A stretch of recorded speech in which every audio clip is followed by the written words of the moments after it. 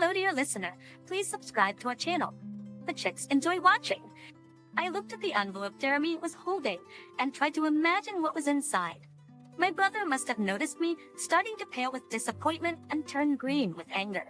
He attempted to offer me some comforting and encouraging words, but I wasn't listening anymore. All I could see before me was the envelope, while everything else swirled around it like a frenzied kaleidoscope. What's in there? I asked, reaching out. This, he lifted the envelope. Oh, this isn't for you. It's just a picture frame I bought at an antique shop. And if you thought there was some compromising photo inside, you should know that people use flash drives in this day and age. Jeremy reached into his breast pocket and pulled out a small flash drive, handing it to me. I'll kill that son of a bitch, I grumbled, not having even connected it to the computer yet. Who do you mean? Inquired my brother. The headmaster, of course. She's with him. Oh no. Don't rush like that. Take a look first. He nodded towards the flash drive. I'm sure you'll be surprised. I hadn't even guessed what he meant and hurried to plug in the flash drive. There were several folders, each containing several files. Each folder was labeled with dates. I opened the first one and saw a few photos. Before I opened the first photo, I paused for a moment, wondering if I should do this. What would happen if I opened it? Who was in those photos? And what would happen when I saw that person, and rage completely consumed me? It was like I was sitting in front of Pandora's box. But my desire to know the truth was stronger, and I clicked the mouse. The photo opened, and I couldn't believe my eyes. As on the screen, I saw my wife sitting in a cafe with Jacob. I thought it was just a random photo, as they were just sitting there, apparently discussing something. I opened the next photo, and they were leaving the cafe, getting into a car and driving somewhere.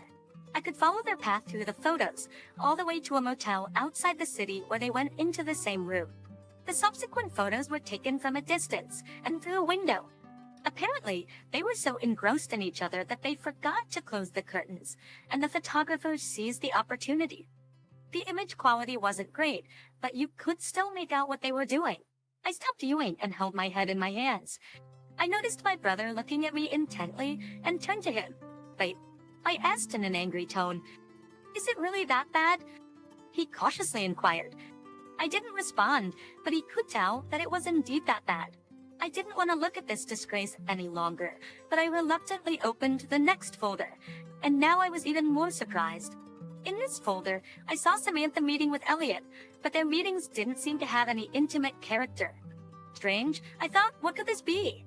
Chins, I continued to view the contents and noticed one of the photos where Samantha was handing Elliot a small envelope.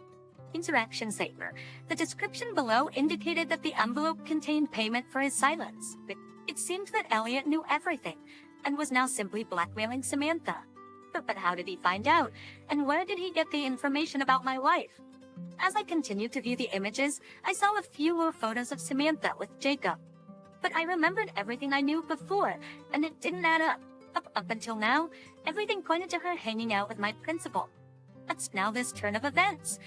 It's me. You stay here, I told my brother, and I was about to leave the office. Where are you going? What are you doing? Sylvie asked, getting worried. Just wait for me here, I answered and walked out. After, I went down to the department where Elliot worked, called him, and asked him to come with me. He followed me, unsuspecting and in high spirits. As we walked down the corridor, I tried to hold back my rage and anger as best I could. But when we passed the men's room door, I literally pushed him in, looked around to make sure no one else was in there, and locked the door from the inside. What happened? Why are you so? He didn't get a chance to finish his question because I slapped him hard in the face and he fell to the floor. I didn't hesitate. I ran up to him and hit him again. Dermot Hopkins twist. Tell me why you're blackmailing my wife. Fucking tell me. I swung again. Stop. I'll tell you everything. He squealed and grimaced like a girl. Oh, but she was paying me. Yes, she did. I knew she was cheating on you, and she was paying me to keep quiet. How did you find out? First workers, I asked him. But he looked at me fearfully and didn't say anything. How did you know? Chins repeated louder and swung harder.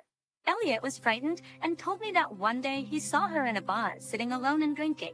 Just when he asked what was wrong, she didn't tell him right away, saying only that she had made a mistake and was trying to forget about it. And then, when she had had too much to drink, she accidentally told him everything. She regretted it very much and asked him not to tell anyone. he was also drunk, so he told her the first thing that came into his head and demanded that she go to bed with him for her silence.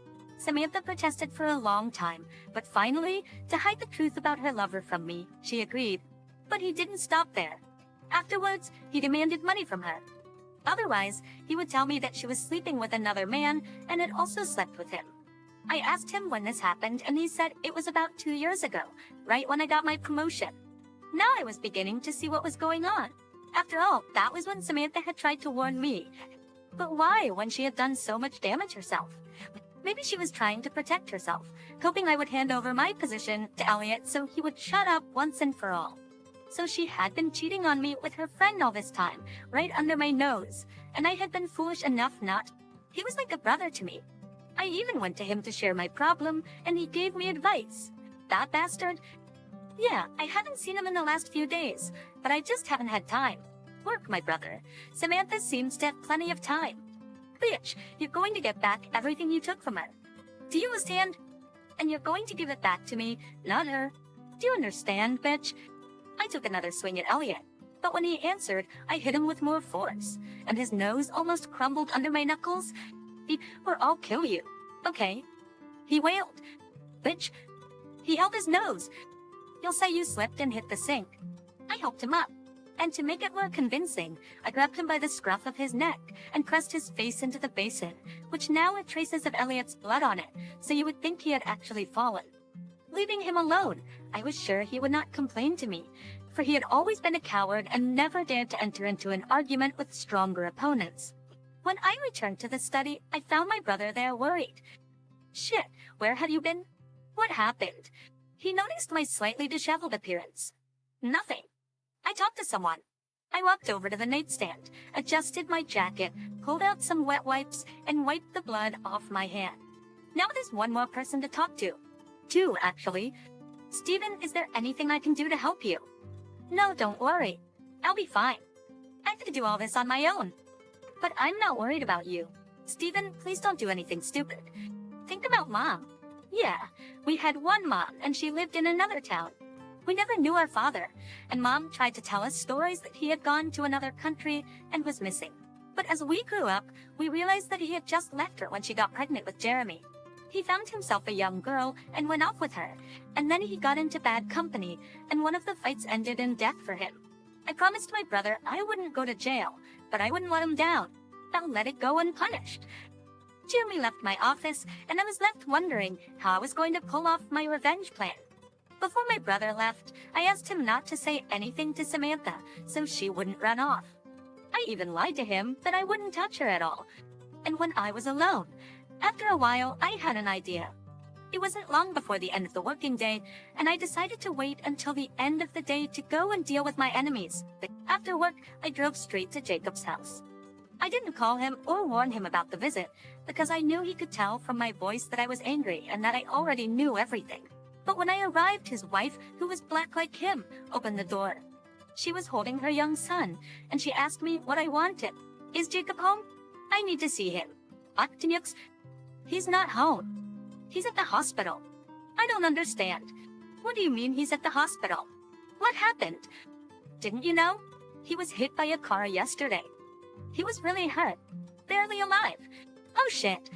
What hospital is he in? His wife gave me the number of the hospital, so I went to see him. When I found him in his room, already bandaged in a cast, I went over to him and sat down next to him. To be honest, his miserable look even brought me some pleasure. At least fate had punished him for his sins. He opened his eyes and looked at me. Steven, is that you? No, I'm the demon of Retribution. Who did you expect to see? What happened to you? I don't know. Some asshole hit me while I was crossing the street. It's like he was waiting for me. Didn't you hear? Have they found him yet?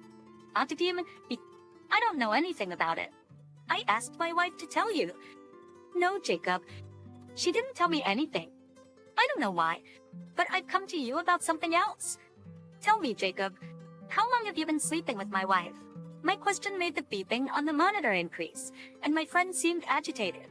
He couldn't answer my question and only looked at me sadly. I wanted to tell him a mean joke, like he was being punished by the devils or something, but he understood. Maybe he even thought it was me driving that car, but I had a clear conscience about that. I watched him convulsing and headed for the exit, where I was almost run over by a nurse who heard the alarm about his condition and rushed to help. Now there was one more person to deal with. I wasn't going to do it at home, as my brother was there. I called her and invited her to a restaurant that served her favorite sushi. I told her I would be waiting for her there. She seemed excited and arrived at the place on time. For some reason, I wanted to spend one last pleasant evening with this woman I loved so much and who had betrayed me so cruelly. We sat at a table in the corner, and I told her I wanted a cozy place to sit. We were brought appetizers and wine. Samantha ate the few fish with gusto, but I only had a taste. We sat for a while, and then I suggested that we go to the riverbank and continue our evening of reconciliation there. Samantha happily agreed, hoping that we'd put all the fighting behind us. I brought another bottle of wine, and soon we were sitting on the bank. After a round of alcohol, I suggested she go for a swim. But Stephen, what if someone sees? What's the big deal? You think we're the only ones who swim here? There's just no one here right now. We started to undress, and then Samantha paused and said thoughtfully, Stephen, something doesn't feel good. It's like my whole body is being taken away from me. What is it? Maybe a cold. But Stephen, something's wrong. She collapsed on the grass. I went over to her. She started twitching her arm and mumbling something. I lifted her head up, looked at her, and stroked her face with my hand. Samantha, sweet Samantha, did you think it was all over and you would go unpunished? But sins must be paid for. As I spoke to her, I saw her eyes fill with fear. More and more her gaze displayed terror. Samantha, how could you? Like 2 years. 2 fucking years you fucked behind my back with my friend. And I was so blind. I trusted you and him so much, I just didn't see it. And now I know everything, and your favorite fish was the last delicacy in your life. I pictured in my mind, while she was in the restaurant rummaging through her purse, I slipped some tetrodotoxin into her plate, which I had gotten a little ahead of time, realizing that if I was right, I wouldn't be able to forgive and let her go, and which had already started to take effect. I kept stroking her face until foam came out of her mouth, and then I picked her up in my arms and carried her to the river. I held her underwater for a few minutes, and when I took her out, she was out of breath. But I had to make it look like an accident, because if I left her here, they'd find her body anyway. I took her to the hospital and said she just got sick while we were swimming. The doctors concluded death by drowning, but also reported severe poisoning from the fish dish that caused the drowning. After the hospital, I drove home. The restaurant, of course, would already be dealt with by the police, but I didn't care about them. I avenged my pain and humiliation. I was met at home by my brother, who's going back to our hometown to see his mother, but wanted to wait for me before he left. I told him that I was in the hospital and my wife had an accident. I'm wondering who the guy was that hit her. I'd buy him a beer. I said rhetorically, maybe you already did. I don't know who would steal someone's car without getting caught. All right, bro, good luck to you. I have to go, my train is coming. Jeremy drove off, and I realized he was the one driving that car. I felt grateful that he had quietly helped me so much and left no trace of his presence, like an angel of vengeance who had helped me punish my abusers. I also remembered one of my grandfather's stories where he always said that history repeats itself. He told me about his brother's wife who had a secret black lover, and how the angry brother threw the lover into a canyon and poisoned his wife. Let's hear another interesting story about a man who installed a GPS bug and caught his wife with her lover. My wife's behavior took a strange turn. I have a strong gut instinct, and after she went out with her friends and came home a little drunk, I knew something was off. It was around midnight, and it was unusual for her to go out and get drunk since she usually had to drive home. But that night was different. When I asked her about her whereabouts and what she did, like I always did before, she just stared at me blankly and gave short one-word answers. That's when I knew something was definitely wrong. I started asking her about her daily plans and how her day went, trying to get some clarity, but she started getting irritated and accused me of investigating her. This was a major red flag for me. She became distant and short-tempered with me and the kids. Our son is 11 and our daughter is 6. And every time she came home, she seemed unhappy and withdrawn. So I made a difficult decision. I decided to get a tracking GPS. It was a conflicting choice because I trusted my wife. and I hoped it was just a phase and not indicative of any serious marital problems. Yes, we had our arguments since we're both stubborn, but we always managed to work things out. I started tracking her, mainly to ease my own worries and to see if she was being honest with me. With the GPS, I knew her whereabouts every minute of the day, or at least where her car was. But unfortunately, whenever she told me what she was doing and where she was, it never matched up with the GPS did. So now I started getting really suspicious. To support my suspicions, I checked her phone records and started noting down when there were 1 to 2 hours missing from her day. She's a registered nurse and recently got a new job at a hospice as a professional liaison, basically a marketer for the hospice. It's a great job with lots of flexibility where she gets to drive around all day and visit doctors' offices. Plus, they provided her with a laptop and an extra phone, which probably made it easier and more tempting for her to stray. About 3 weeks after I started tracking her, we went on vacation to St. Martin. I thought we needed some time away, just the two of us without the kids, so we could reconnect. We hadn't been without the kids for 9 years. My best friend and his wife also joined us. I had an amazing time, but it felt like I was on vacation alone. I even approached my wife and told her how I felt, and she responded by telling me to stop acting like a jerk. She would never talk to me like that. The funny thing is, we had closeness the whole time. It was like we young again. It was great. So after a week, we came back home on Sunday. Then Monday arrived, Monday, April 29, 2013. We both went to work, and I tracked her once again. Around 3 o'clock in the afternoon, I noticed she parked in the same place she had been before. She left around 6. When she came home, she quickly wanted to go to bed. I suggested being intimate, but she just rolled over and said she was tired. The next day, I was taking my son to lacrosse practice around 6 p.m. I texted her, and she said she was going to take our daughter to dance at around 6 o'clock. However, while watching the GPS, I saw her going to a house instead. My stomach sank. This was it, I thought. I quickly found someone to watch my son and rushed straight to that location. My mind was racing, not knowing what to expect. I pulled up to the location and spotted my wife's car parked next to another one. I parked down the block and quietly made my way to the front of the house. I tried to open the door, but it was locked. I peered through the windows and everything seemed quiet. My stomach sank once again. I was hoping it was just her friend's house or something innocent like that. Until now, I still had doubts that I was going crazy or being overly paranoid. I didn't want to believe that my wife could betray me. I trusted her, and if she found out I was tracking her, it could ruin our relationship. I moved around the house and headed towards the back door. Slowly, I turned the handle and the door opened. I stepped into the hallway and heard music coming from a closed door. I braced myself and forcefully pushed the door open. It slammed shut in my face, probably because the guy was standing behind it and heard something. Without hesitation, I kicked the door in and it broke off the hinges, falling on the guy. In that instant, my world crumbled. They were both standing by the bed, naked, and I immediately put the man in a headlock. I started pushing him forcefully, while my wife was in the background screaming, "David, stop! David, stop!" I looked at her and asked, "How could you do this to me?" I told her that I knew it was happening. The man bit my fingers, so I had to let go. I live in Pennsylvania, and when he ran down the hallway, I knew he was going to grab a tool. I got up and quickly left the house. I hopped into my car, and the man came out of the house, naked, holding the tool and pointing it at me. It was unbelievable. I was trembling with fear. I drove home in a state of hysteria, crying and shaking the whole way. Later that night, she came home, and we both cried and apologized to each other. It was a sad scene. She showed a lot of remorse for the first 2 days, but then something strange happened. She started becoming angry and unapologetic. How could she do that? What have I done?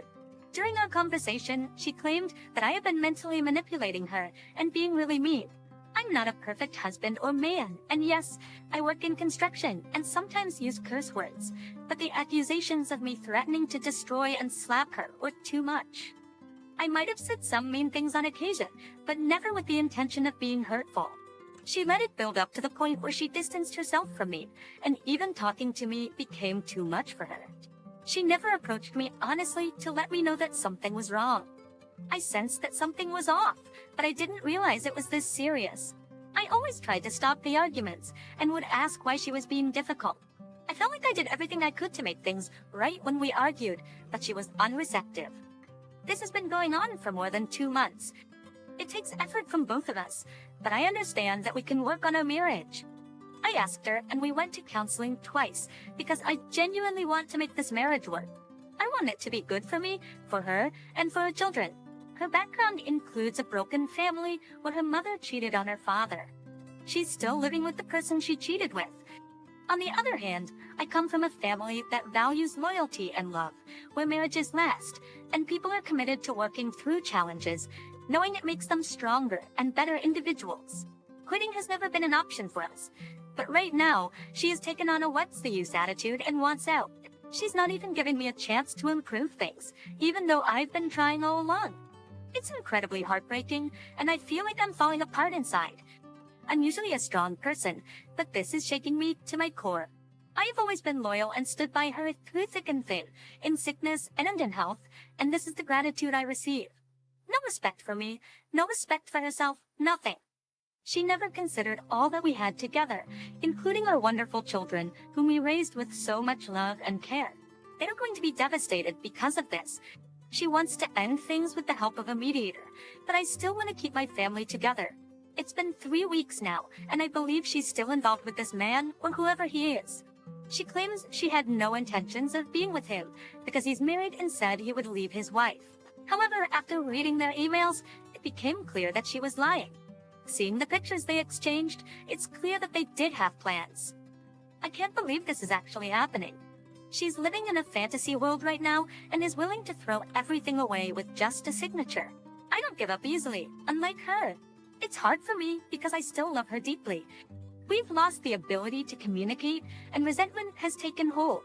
She's so consumed by anger that she can't even have a proper conversation. It's difficult to continue living together when she ignores me and acts like I don't exist. I'm devastated. I don't want a divorce, but I can't keep being treated this way. Any thoughts or advice would be appreciated. I have to admit, I've done a lot of stupid things in the past 2 weeks. My emotions are all over the place. I begged, I got angry, and I called her names.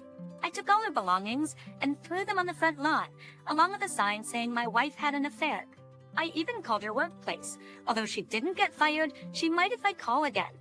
I said hurtful things like wishing she would get a terminal illness, and I wouldn't attend her funeral. But I also told her that I love her, and I texted everyone, letting them know about the affair. That last one happened on the second day after everything happened. I was hurting, you know. Can you blame me? Seeing the person you love do this to you is like a punch in the gut. I know she's sorry, and she's hurting too.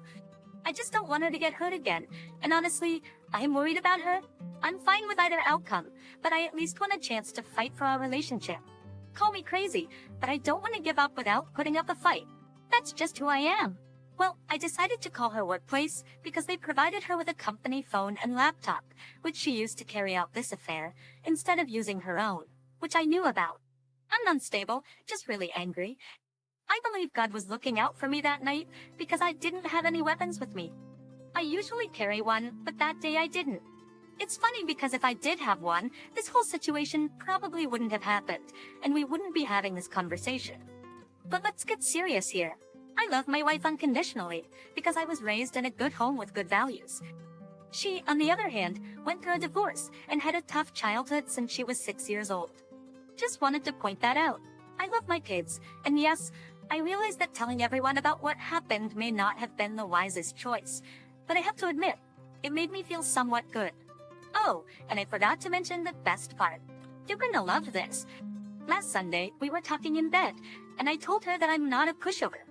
As someone suggested, I might be an insecure weak man, and that I'm over the whole situation, and I just want her to be happy. We even hugged.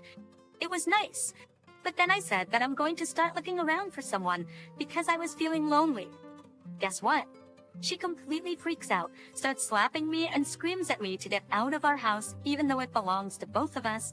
She runs into the kitchen, and I follow her, telling her that she's crazy.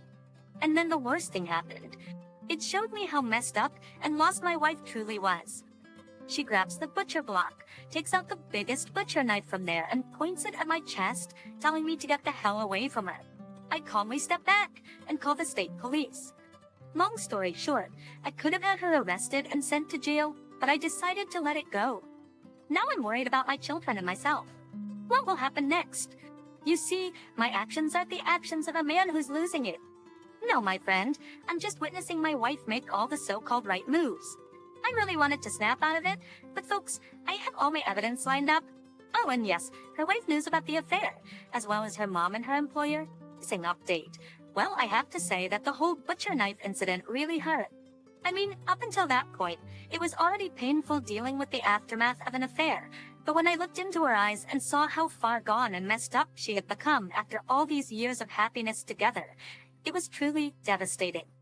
She claimed that I mentally manipulated her and constantly threatened to slap and destroy her, which was a complete lie. And then to have her actually threaten me like that was just too much. I might even consider getting a protection from PFA order, although it feels like twisting the knife at this point. But it wouldn't hurt to take steps to protect not just myself, but also my kids. I've reached a point where I've given up, and strangely enough, it feels liberating not to care anymore. It really puts things into perspective for me. She's just too immature and wild, and definitely not mature enough for the professional world. If she wants to use closeness to climb the ladder, then she can go right ahead. What I need is someone who will love me unconditionally, like I do for her, but also respect me as a real professional and a real woman. I deserve better. But I want to make it clear that I'm not rushing into any legal paperwork. She wants to handle things through mediation and get an easy way out because she failed to prepare herself. Maybe she thought she wouldn't get caught, and now she wants to avoid spending money on a lawyer and making her case, thinking it'll be a joke because I have a powerful attorney who knows how to handle these situations. She'll end up with nothing. I have the kids, so I can rest assured in that aspect. I handed her the divorce papers yesterday, and suddenly she started crying, sobbing uncontrollably because she realized the serious consequences this would have on her career, our children, and everything else. She pleaded with me not to go through with it, saying she wanted us to handle this in a civil manner. But honestly, after being together for 16 years, married for 9, and throwing everything away in just 2 months, because this new guy was nice, sorry, but Mr. Civility has left. Civility has left the building. I think now I'm just out for revenge. I refuse to be made a fool of, and honestly, I don't even care if I have to be around her for the next 12 years until our youngest turns 18. I want her to feel uncomfortable and regretful every time she sees me. Nothing less will suffice. As for my children, I'll take care of them, because I'm a genuinely good parent. Every decision I've made in my married life has been with their best interests in mind. It seems like this world is filled with cowards and liars these days. Listen, everyone, unfortunately, this is the reality of my situation. It's happening to me. My hearing for the protection order is tomorrow. She knows where I was the entire weekend, so I'm covered in that regard. Should I still go through with it? Because honestly, I don't want her around my children until after the hearing, especially given what I discovered about her taking pills. Is that a smart move? Just to show that I'm serious about protecting and ensuring the well-being of my little ones. Edit. The logical thing to do is that I went inside her car and found the pills. I saw the residue and even tasted it to confirm because she was looking up ways to hide it. But little does she know, I have a second key fob, so it was pretty easy to uncover. I'm not that stupid. Yes, they met through their careers, but they don't necessarily work together. Then at the hearing tomorrow, they'll see that I'm not joking around and that the protection order wasn't out of spite. It will demonstrate that I'm taking all the necessary steps to protect my children, and when I bring up the pill situation, they'll understand that I'm serious. I'm coming back from a vacation in Virginia Beach with the kids, and if I go back home and sleep under the same roof as her, then the protection order is a joke. You know what I mean? Update, just got a 3-month PFA no contact order against my wife. The pill situation is only for custody. The issue with the pills only pertains to custody. We're headed towards divorce, and I think she'll soon try to get one against me as well. I hope they realize it's just out of spite. She's planning to file for divorce first, and then she'll focus on custody. Well, I'll make sure the custody arrangement is in my favor. I'm staying strong for my kids because I've already processed the shot. We initially said we would handle everything outside of court because she has no idea about the damaging information. If she knew, her chances would disappear. Now she's acting nice, but I don't want her to suddenly turn around and claim full custody, which she probably will. I can't trust her. She hinted at it one day by saying things like, I want better for my kids, and I deserve better. That wasn't really her talking. That's why I have a private investigator currently gathering information about her. If I find evidence of her pill use, I'll file for custody. Now we have to wait and be patient. At least I have insurance. Have an insurance plan, just in case. Well, here I am, a month and a half later, thinking my world was destroyed by this woman who ruined my family and me. But you know what? Screw it.